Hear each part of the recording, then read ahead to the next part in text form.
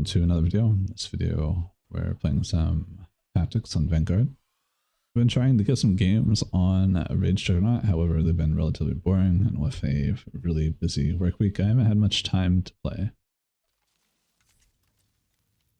Thankfully though, the holidays are over, and for the most part I'll start getting more free time than usual. So I'll be able to play a lot more often. I'll definitely try to get some Rage footage and just like in general anything that I play in the coming weeks. Then if you guys have any requests for like a specific video, like hey maybe you want an updated guide on something, let me know. I think I might actually tackle one and do it like just as like if you watch my lethality crash course, probably do it like that, where I try to explain everything I can all in just one video. Sure, it might be an hour long, but I think just doing that would be a little bit easier and a little bit more helpful, I guess you could say. Anyway, getting into this match, we kind of global somebody instantly. I have a clip on this, so I thought it was funny. This guy was laying here dead. He was like, "Oh, what? Hold on." He dies pretty fast. I mean, he is only in 376 KHP. That's pretty bad. His gear's really not that great. I didn't know that when I chose to kill him. Had I known that, I probably would have been like, "Oh, I'm sorry," but still at the same time, at this point, I was just so annoyed by so many mercenaries in Kiro that I just, I saw a mercenary. It's like seeing red. I was like, I gotta kill this guy. I don't care. So sorry to that guy. I really don't mean it. It's just at some point, that the mercenaries get to you, and you just. Reminds me of 5.0 when I would queue solo ranked, and I would see like 7 of 8 in the lobby as mercenary, and I'm the only one that's not. I'm like, yep, thanks guys, I'm just gonna not play my favorite class anymore and play mercenary just like you guys, which I never really did. Mercenary's just, ever since 5.0 treatment, I've just never really liked it as much. Though it is sometimes a fun class to play for sure. But it's definitely, there's a point where most people will swap to something that's durable, like even if they don't know how to play it, and it'll just like bring down the whole queue, just make it not as fun. But that's just the nature of the game. I think Mercenary just does it in a way that just really makes the game kind of boring. But so does Madness. Madness is another culprit for that. And then you've got classes like Rage Juggernaut and AP that will accelerate the game so much that it just feels like an overwhelming oppression that you're facing, which is kind of like my playstyle. I prefer to play that way. Even like back when objectives were still around, I feel like if you couldn't wipe the enemy team, you didn't deserve the win. Obviously there were stall metas and whatnot that would kind of counteract that, but the way you would really deal with that is if it was like not a hot ball, you would kind of like split up, but still at the same time it's kind of tough. We don't really have to worry about any of that stuff anymore. People don't really play objectives as much as they used to. People don't even understand how to guard or like node defend and stuff like that anymore, which is crazy to me because a lot of these matches could go on for so much longer and people just like 5 seconds to learn that. And a lot of people that have this issue, I'm just going to bring this up because it's something that I've never really addressed, but there's people that have issues with seeing players when they're loading up on the screen, like they're capping and you can't see them right away. The reason why that happens is typically because your hard drive is slow. So if you're running the game on a hard drive, probably not a good idea. Switch to a solid state drive if you can. Can't afford one. I mean, they're really cheap at this point. I can totally understand, but that is the main culprit as to why that stuff loads so slow. And most of the time, if you just have a lot of stuff going on in the background, it'll also slow that down. But for the most part, that is purely reliant on your system being able to load. It's not really a game thing.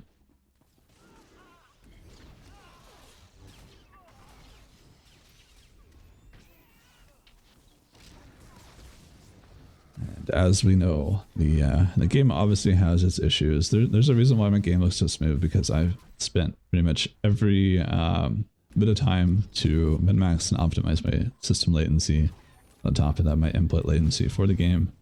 Play in full screen pretty much all the time. I don't play in really any other mode. Sometimes I'll put it in window, just take screenshots, but for the most part, I play in full screen only. This gives you better latency to the game, or not like your ping. I'm talking about like when you put a button like input in, it'll happen faster. Not really faster, but it's like we're talking about milliseconds here, so it doesn't really matter in the grand scheme of things. But when you're playing competitively, maybe getting one extra, you know, responsive button will make a difference between getting a kill or getting a really smooth kill if it happens really fast. So in things where you're hitting like 100 buttons per minute, it's not really 100 buttons per minute. It's more like you're hitting like 50 buttons in the course of like 6 seconds or something like that. Well, maybe not even that, but you're mashing your buttons, right, in your opener on AP. Your APM gets really inflated. Sometimes it'll cause like animation lag and whatnot. So if you can like avoid that in any sort of scenario, that's really good.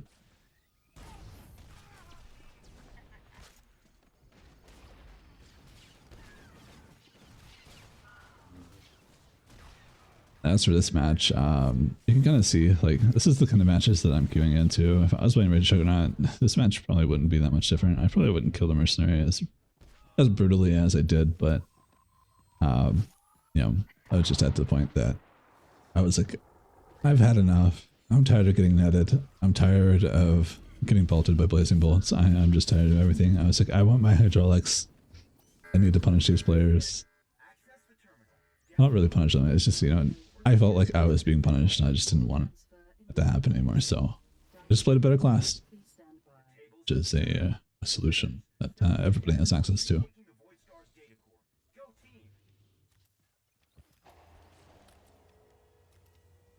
I also see lately, at least today when I queued, didn't have much time to play because I took a nap after work and I work tomorrow in the morning.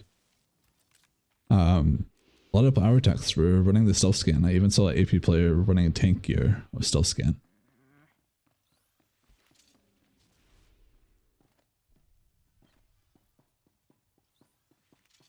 Now, I have no intention to sound patronizing or complaining or anything like that, but I want players to think about this. When it comes to Warzone, especially AV8s, let's say you don't have a healer, but these guys, I think one time they might have had a healer, and I think one time they had like 2 assassin tanks. How much value are you getting out of that stealth scan? You're giving up a GCD every 15 seconds, and on top of that, players can walk out of it, they can cleanse it if they have access to cleanse, and most classes will end up outranging you if you're playing AP. If you like just, you know, try to play in it, they can just walk out of your range. You don't have your 15 meters anymore if you're taking that.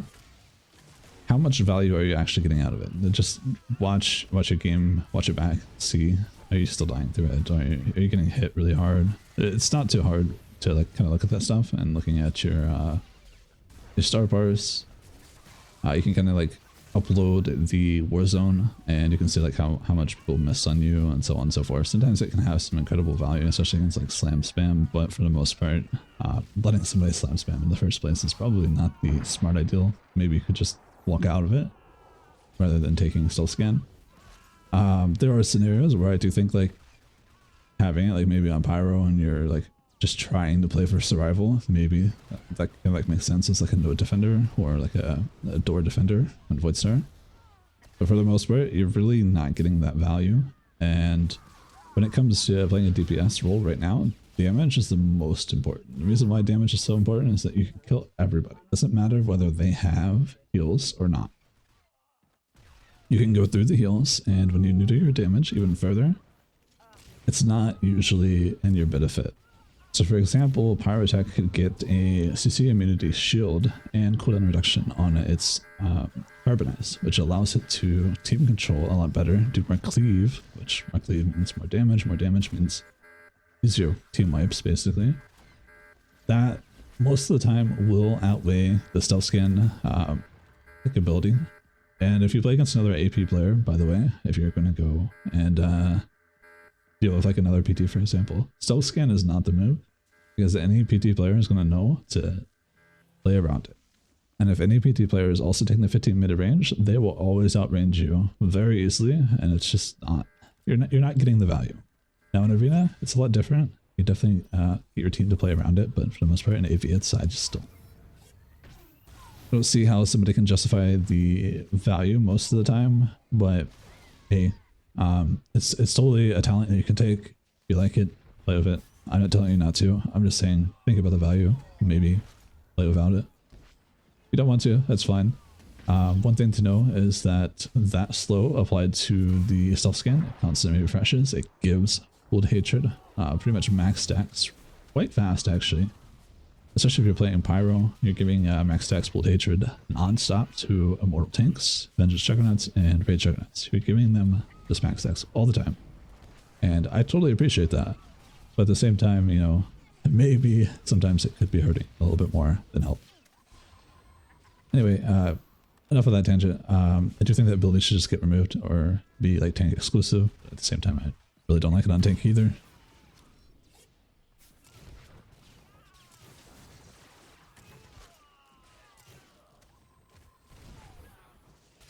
I'll be honest here, the only reason I even took that med pack was just to make sure nobody would go and take it. I'm like, I know I'm not low. I'm just like being petty. I'm just like, alright, I don't want anybody to take this. I know that, you know, there's a lot of range here. They could also see me and like take it if I try to burst somebody. I just want to make sure that my burst isn't getting wasted. This is also just one of those weird games where there is a healer and a tank on the enemy team. It's just, you know, DPS are kind of standing there, not buffing defensives.